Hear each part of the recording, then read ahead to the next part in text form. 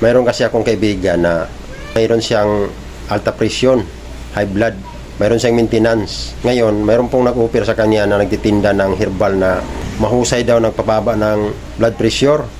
Kung mo na-convince siya, di tinatangkilik niya ang ginagawa niya ngayon.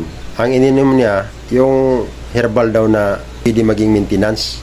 At yung maintenance na binigyan ng doktor sa kanya, hininto niya. Dahil yun ang pinatuloy niya dahil maganda rin pakiramdam sa katawan niya. Ang kasamang pala dahil na-stroke siya. At ang pinakamasakit dahil operahan siya sa ulo.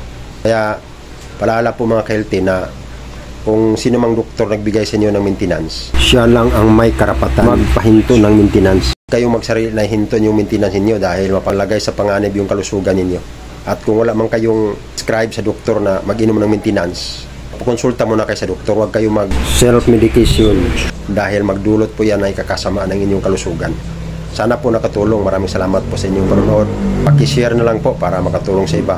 At paki-follow po para updated kayo sa lahat kong mga videos. Maraming salamat po sa Diyos sa inyong panonood.